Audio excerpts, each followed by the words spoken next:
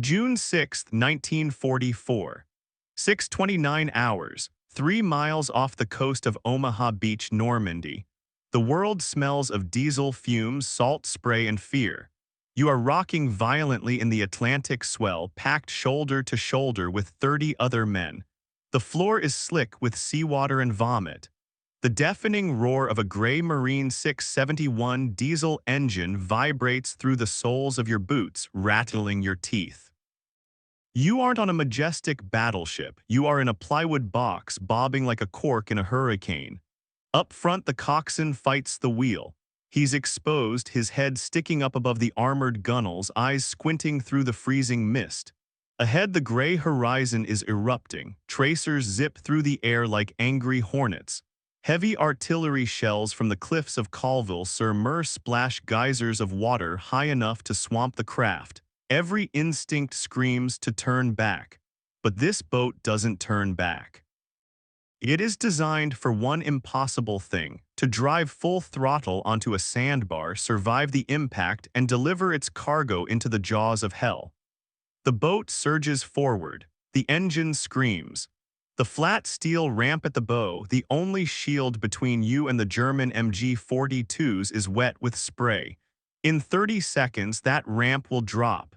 This vessel, the LCVP, is the difference between liberation and annihilation. But as the keel scrapes the sand of France, consider this boat shouldn't exist. The United States Navy didn't want it. The Bureau of Ships hated it.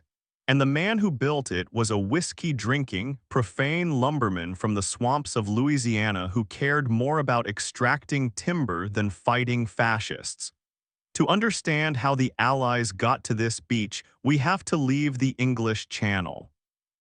We have to go back 15 years to a place where the water is brown, the air is thick with humidity, and the enemy isn't a German soldier but a submerged log. New Orleans, Louisiana, 1930. The Great Depression is strangling the American South, but in the Delta, commerce still moves slowly. The geography here is a nightmare for standard navigation. It is a labyrinth of shallow bayous, shifting sandbars, and submerged debris. If you want to move oil or lumber here, you need a boat that can float on a heavy dew and climb over a fallen cypress tree. Enter Andrew Jackson Higgins.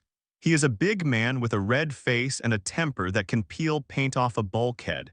He sits in his office on St. Charles Avenue, a bottle of Blue Label whiskey on the desk and a litany of curse words on his lips.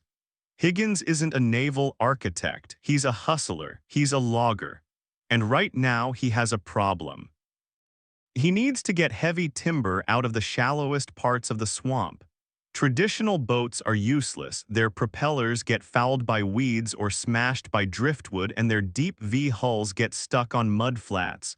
Higgins obsesses over the problem. He looks at the specialized boats used by rum runners and trappers. He starts sketching. He isn't trying to build a warship, he's trying to build a workhorse. He retreats to his workshop and emerges with something he calls the Eureka. It looks odd. The bow is spoon-billed, concave near the front, which forces water underneath the hull rather than pushing it aside. This creates a cushion of aerated water that allows the boat to ride higher, but the real genius is the tunnel stern. Higgins recesses the propeller into a semi-tunnel inside the hull. Think about what this means. A standard propeller hangs below the boat, vulnerable. In the Eureka, the prop is protected. A log can pass right under the boat without snapping a blade. More importantly, this boat can do something no other craft can do. It can run full speed onto a riverbank, slide up the mud, and then, using that protected propeller to reverse thrust, back itself right off into the water. It is an amphibious truck before the term exists. Higgins markets it to oil companies and fur trappers. It's a rugged, ugly, loud piece of machinery. It is perfect for the bayou, but across the ocean, the clouds of war are gathering. In Japan, naval strategists are already perfecting the Daihatsu-class landing craft. In Germany, the Wehrmacht is on the move. The United States Navy, however, is asleep at the wheel. Their doctrine for amphibious landings hasn't changed much since the 19th century. Stop the big ships miles offshore, put men into standard lifeboats, and row them to the beach. They believe that any boat with a shallow draft will be unseaworthy in the ocean. Higgins knows they are wrong. He knows that in a modern war you can't row to a beach defended by machine guns.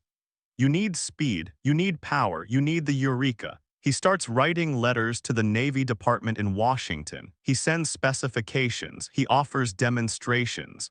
The response from the Navy Bureau of Ships is silence. When they finally do acknowledge him, it is with a sneer. They see a civilian boat builder from the swamps, a man with no formal engineering degree, trying to tell admirals how to build ships. They file his letters in the trash. Andrew Higgins takes a swig of whiskey, slams his fist on the table, and decides that if the Navy won't come to him, he's going to make so much noise they can't ignore him. Washington, D.C., 1938, the Navy Department. If the swamps of Louisiana were dangerous, the polished corridors of the Navy's Bureau of Ships were lethal. Here, battles weren't fought with machine guns, but with memos, regulations, and ego. And the Bureau had plenty of ego. The admirals were convinced that they didn't need a loud-mouthed civilian telling them how to conduct amphibious warfare. They had their own naval architects. They had their own designs. They spent years developing standard launches, heavy, deep draft vessels that were excellent for ferrying officers to a yacht club but suicidal for storming a beach. When tested in surf, the Navy's Bureau boats were disasters. They were slow, they wallowed. If they hit a sandbar, they stuck fast, turning into stationary targets. If they tried to reverse, their propellers cavitated and churned uselessly. Andrew Higgins, never one for subtlety, told the Navy exactly what he thought. He called their boats lousy. He called the designers incompetent. He marched into meetings with the swagger of a pirate king, slamming his fist on mahogany tables, demanding they look at his Eureka. The Navy responded by banning him. They literally struck his name from the bidding lists. As far as the Bureau of Ships was concerned, the Higgins boat was dead in the water. But the Navy isn't the only branch of the military. Shanghai, China, 1937. A year earlier, a young Marine lieutenant named Victor Brute Krulak stood on a dock in Shanghai watching the Japanese invasion of China. He saw something that terrified him. The Japanese weren't using rowboats. They were using motorized landing craft with a retractable bow ramp. He watched in awe as these boats drove right up to the shore, dropped their jaw, and unleashed trucks and troops without getting their feet wet. It was efficient. It was terrifying. Krulak snapped photos and wrote a frantic report to Washington. He detailed exactly how the Japanese had solved the beach landing problem. He sent it up the chain of command. The Bureau of Ships took Krulak's report, glanced at it, and filed it away. They scribbled a note in the margin, Japanese eccentricities, not applicable to U.S. naval strategy. The Marines, however, were desperate. They knew that in a Pacific war, their job would be seizing islands. They couldn't do that in rowboats. While the Navy bureaucracy stalled, the Marine Corps went rogue. They started looking for civilian options. They found Andrew Higgins. In 1939, the Marines convinced the Navy to hold a fly-off, a direct competition between the Navy's Standard Launch and Higgins' Eureka boat. The location was the choppy waters off Norfolk, Virginia. The conditions were rough. The Navy coxswains fired up their Bureau boats. They hit the surf and immediately lost control. The boats broached, turning sideways to the waves, and were battered against the shore. They couldn't retract. They were helpless turtles flipped on their backs. Then came Higgins. He didn't send a polite Navy sailor to drive his boat. He sent his own men, roughnecks from the bayou, who drove with a cigarette in one hand and a whiskey bottle in the other. They hit the throttle. The Eureka boat roared toward the beach, its spoonbill bow riding high over the breakers. It slammed onto the sand. The Navy observers flinched, waiting for the crash. Instead, the boat settled. The bayou driver shifted the gears, engaged the protected tunnel drive propeller in reverse, and the boat backed off the beach as easily as a car backing out of a driveway. The Marines were ecstatic. They had found their chariot. The Bureau of Ships was humiliated, but they couldn't deny the physics. Reluctantly, begrudgingly, they awarded Higgins the contract. But there was still a major problem. The Eureka boat, for all its agility, was designed to haul logs and fur trappers, not tanks. It had a solid wooden bow. To get out, soldiers had to jump over the high gunnels. Imagine this: you are a Marine carrying 80 pounds of gear. The boat hits the beach. You have to climb up the side of the boat, expose yourself to enemy fire, and then jump 6 feet down into the water. If the water is deep, you drown. If the machine guns are firing, you are a silhouette against the sky. The Eureka could get to the beach, but it couldn't get the men onto the beach fast enough. And it certainly couldn't offload a jeep or a piece of artillery. Higgins had the hull, he had the engine, but to win the war, he needed to break the boat apart. New Orleans, 1941. The Higgins Industries plant. The Eureka had been militarized. It was now officially the LCP, Landing Craft Personnel Large. It was fast, it was rugged, and it was serving the British commandos well in raids across the Channel. But it still had that fatal flaw, the solid wooden bow. Marine officers knew it. Higgins knew it. Every second a soldier spent scrambling over the side of the boat was a second the enemy had to shoot him.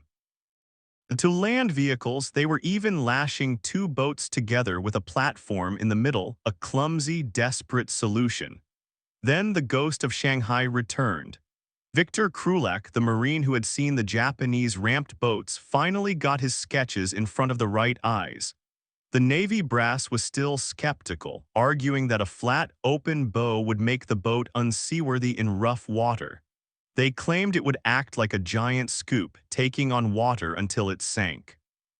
Higgins didn't care about the theory, he cared about the result. When the request came to modify his beloved Eureka, he didn't convene a committee. He grabbed a chainsaw. He took his perfect, spoon-built hydrodynamic hull and chopped the nose off. It was an act of engineering violence. By removing the pointed bow, he destroyed the beautiful lift that helped the boat plane over the water. He replaced it with a heavy, flat steel ramp. This new bow was ugly. It was blunt. It plowed through the water rather than gliding over it, kicking up a massive spray that soaked everyone on board. It made the boat slower and harder to steer, but it worked. When they tested the prototype, the boat drove onto the sand and the coxswain pulled the release lever. The steel ramp slammed down, clang. In an instant, the boat wasn't a boat anymore. It was a bridge. A jeep could drive straight off the deck onto dry land. A platoon of 30 men could charge out in a wide, combat-ready formation, weapons raised, instead of trickling out one by one. The LCVP landing craft vehicle personnel was born. Now Higgins faced a new enemy. Pearl Harbor had shattered the American dawn. The sleeping giant was awake, and it needed boats, not 10, not 100. It needed thousands. Higgins turned New Orleans into a war machine. He didn't have time to build a conventional factory, so he took over the city. He built boats in warehouses, in parking lots, and even in the middle of residential streets. He tore down the social barriers of the Deep South. The draft was taking all the young white men, so Higgins hired everyone else. He hired women, the Rossi, the riveters of the bayou. He hired African Americans, integrated his workforce, and paid them equal wages for equal work. A scandalous move in 1940s Louisiana, but Higgins didn't give a damn about segregation. He cared about production. His motto was hung on a sign in the factory: "The man who relaxes is helping the Axis." The factory floor was a chaotic symphony of sawdust and welding sparks. As fast as the plywood hulls were shaped, the engines were dropped in. They used a special plywood bonded with waterproof glue, strong enough to withstand ocean swells and bullet impacts. By 1943, Higgins Industries was producing 700 boats a month. At the height of production, a new LCVP was rolling off the line every 7 minutes. Higgins was everywhere shouting orders, inspecting welds, and drinking his whiskey. He bought up the entire 1940 crop of mahogany from the Philippines just before the Japanese invaded, securing the wood needed for the hulls. He was playing 4D chess while the Bureau of Ships was still playing checkers. But the true test wasn't in the factory. It was looming across the Atlantic and the Pacific. As the ramp had been built, the production lines were humming. Now thousands of young coxswains, many of them barely old enough to shave, had to learn how to drive these flat-nosed beasts into the teeth of enemy fire. The dress rehearsal was over. The crusade was about to begin. To drive an LCVP is to wrestle a rhino in a mud pit. It is 36 feet of plywood and steel tossing in the ocean swells. It has no keel to keep it straight. The flatbow catches the wind like a sail. The coxswain stands on a small platform at the stern, his hands gripping the wheel, his body exposed to the elements and the enemy.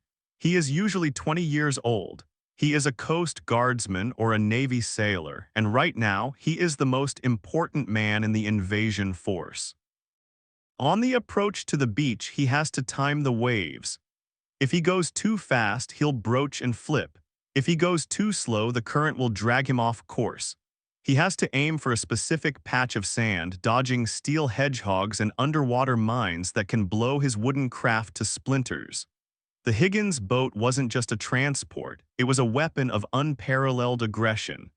Because of this boat, the Allies didn't need to capture a heavily defended port like Calais or Cherbourg to offload their armies. They could land anywhere. They could turn any stretch of sand in the world into a highway for liberation. In the Pacific, the LCVPs crawled over the coral reefs of Tarawa and Peleliu. They delivered Marines into the black volcanic ash of Iwo Jima. But it was on the morning of June 6, 1944, that the boat faced its ultimate exam. As thousands of Higgins boats bored through the gray chop of the English Channel, the German defenders watched in horror. They didn't see a few ships, they saw a swarm. A mosquito fleet, Omaha Beach, 6:30 hours, the ramp drops, clang. This time there is no hesitation. The men don't climb over the sides, they pour out of the front, rifles high. The coxswain holds the boat hard against the sand, engine revving to fight the receding tide. He waits until the last man is off, until the last mortar shell has been unloaded. Then he does what Andrew Higgins promised he could do. He throws the wheel over, jams the throttle in reverse, and the tunnel stern pulls the boat off the sand. He spins around and heads back into the chaotic surf to get another load, and another, and another. By nightfall on D-Day, the Allies had landed over 150,000 men and 20,000 vehicles in Normandy. Adolf Hitler, who had once mocked the American military as amateurish, reportedly knew of Higgins. He bitterly called him the new Noah. He realized too late that the industrial might of the American bayou had outpaced the engineering precision of the Reich. 5 years after the war, General Dwight D. Eisenhower was asked about the conflict. He didn't cite the atomic bomb, the B-17 bomber, or the Sherman tank as the key to victory. He pointed to the boat builder from New Orleans. Andrew Higgins is the man who won the war for us. If Higgins had not designed and built those LCVPs, we never could have landed over an open beach. The whole strategy of the war would have been different. Today, very few original Higgins boats remain. They were made of plywood and steel, materials that rot and rust. They were built to be used up, to be expended in the fires of liberation. But their legacy is etched into the map of the modern world. The boat that the Navy didn't want, built by the man they couldn't control, delivered the freedom we have today. It turns out the most dangerous weapon of World War II wasn't a bomb or a plane. It was a wooden box, a drop-down ramp, and a clear path to the beach.